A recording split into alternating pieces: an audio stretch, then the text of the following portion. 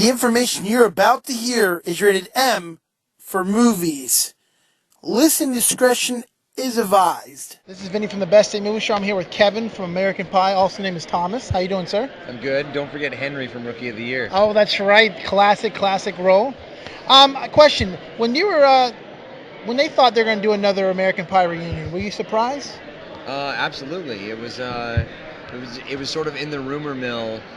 And for me, and I was just telling you a moment ago that when I ran into Adam Hers about 4 years before we did American Reunion, he was like, hey, I'm thinking about doing this thing. I got this idea. Would you even be interested? And I was like, yeah, I think it'd be fun, but I don't know if everyone's going to want to come back. Was everybody excited, or was there somebody that wasn't going to go on, or they were too busy for their schedule? It was definitely difficult to schedule for everyone's, busy careers, but I was surprised when we all got together that everyone was just as fond of the movie as myself. I thought maybe only I felt that way about, the experience, but it was across the board, and so that's why everyone came back. Were you excited? I mean, not excited, but we're at the end of shooting it. Was it what you expected to turn out? It was better than I thought it would turn out. In my opinion, American Reunion is the best sequel of the first American Pie movie out of the bunch.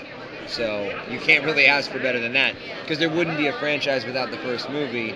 So to make, the most cohesive sequel 13 years later is, it's pretty exciting. Now, when you got offered the script, did it seem weird to you because of all the antics and all the stuff that they were going to be doing in the movie? No, I think it was a good through line, for the characters. And when John and Hayden, John Hurwitz and Hayden Schlossberg came on to write and direct, we had a meeting and talked about their ideas of where they saw the characters going, and I think it all made sense for them. I tell you, when I was a kid, your movies I used to watch over and over again, and my mom would be like, "Are you done with that movie? Do you like King and King Arthur's Court?" She was like, "Are you done with that?" Or I'm like, "No, I want to watch it again." But that movie, they kind of did like a remake of that with Martin Lawrence. You remember that? Yeah, well, King and King Arthur's Court was a remake, because the first one was Connecticut Yankee and King Arthur's Court with Bing Crosby back in the black and white days. And then there was my film. There was a Whoopi Goldberg one. Yep. And then a Martin Lawrence one. And then Rookie of the Year. Did you pick any baseball moves up, or did you play before that? Or I didn't. I learned the mechanics of pitching for that film after I booked it. So, and oddly enough, I don't know if you knew this, but Rookie of the Year was also a remake. No. Of a 1954 movie called Rookie's Bump, where a kid gets a strange bump in his arm, can throw a crazy pitch, and he ends up pitching on the Brooklyn Dodgers. Let me ask you, what do you think about all these, being in remakes, what do you think about all these remakes today, how they're trying to change everything? Like horror, they're doing a lot of remakes in horror and stuff. I mean, do you think it's right for what they're doing, or do you think that they're out of ideas and they're just trying to fill things in? Because people, if somebody comes up to you and goes, "I got an original script idea," they're going to take a Chucky or a Freddy over that idea because they know they're going to make money. I mean, just as Rookie of the Year was a remake, we've been doing remakes in films for a long time. I think the difference is that, we didn't necessarily know it as well then, and now it's like they're not waiting as long, so it's very apparent. I don't know. I don't know.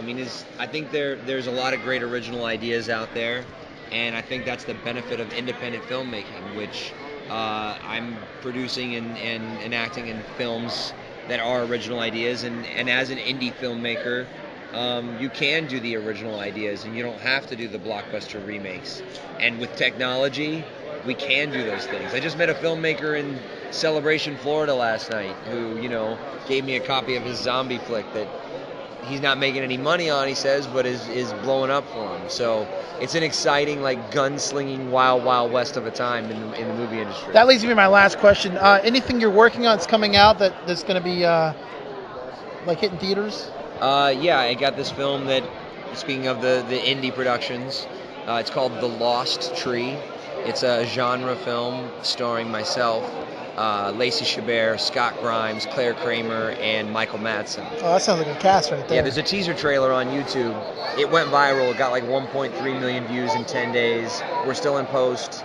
We'll be finished with the film, by the end of the year. So we're slated for a 2014 release. Now, do you get your hands on with these things when you're producing or directing or you're involved? Do you ever like edit or get involved with like cutting the movie up or what it final turns out? Yeah, I mean, as a producer, you have to be involved in all aspects.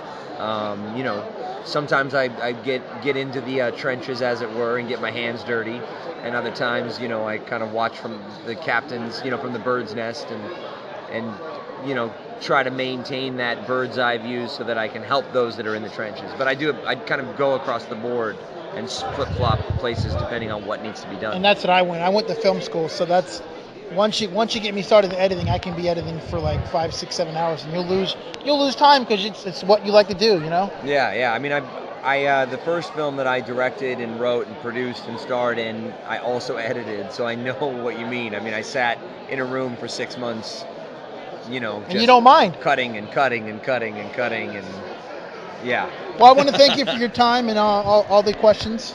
Yeah, thank you so much. Thank you.